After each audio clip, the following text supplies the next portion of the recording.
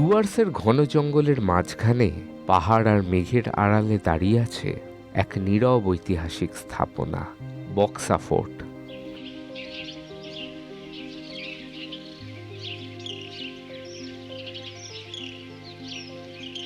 পশ্চিমবঙ্গে আলিপুরদুয়ার জেলার অন্তর্গত বক্সা টাইগার রিজার্ভের ভেতরে অবস্থিত এই দুর্গ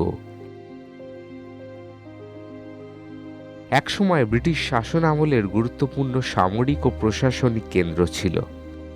19 শতকের শেষ ভাগে নির্মিত বক্সা ফোর্ট ব্রিটিশ সরকার ব্যবহার করে একটি ডিটেনশন ক্যাম্প হিসেবে। ভারতের বিভিন্ন প্রান্ত থেকে স্বাধীনতা আন্দোলনে যুক্ত বহু বিপ্লবীকে এখানে বন্দী করে রাখা হয়েছিল।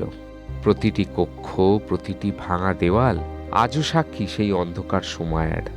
নির্বাসন, শারীরিক কষ্ট এবং মানসিক যন্ত্রণার মধ্যেও এই স্থানেই জন্ম নিয়েছিল স্বাধীনতার অদম্য আকাঙ্ক্ষা। ভৌগোলিক দিক থেকেও বক্সা ফোর্ট ছিল অত্যন্ত গুরুত্বপূর্ণ। ভুটান সীমান্ত অঞ্চলে এই দুর্গ তৎকালীন সময়ে উত্তর পূর্ব ভারতের উপর নজরদারির একটি কৌশলগত ঘাঁটি হিসেবে ব্যবহৃত হতো। বর্তমানে বক্সা ফোর্টে পৌঁছতে হলে অতিক্রম করতে হয় দুর্গম ঘন জঙ্গল। পায়ে হেঁটে বা ট্রেকিং করে তবেই দুর্গে পৌঁছানো সম্ভব। এই পথ আজও মনে করিয়ে দেয় এই এলাকার কঠিন বাস্তবতা।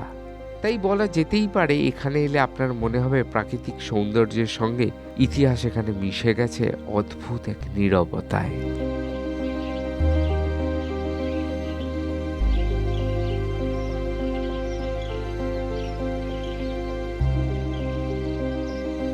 আজ বক্সা ফোর্ট শুধু একটি পর্যটন কেন্দ্র নয়, এটি ভারতীয় স্বাধীনতা সংগ্রামের এক গুরুত্বপূর্ণ কিন্তু তুলনামূলকভাবে কম আলোচিত অধ্যায়। সংরক্ষণের অভাবে দুর্গের অনেক অংশ আজ জরাজীর্ণ।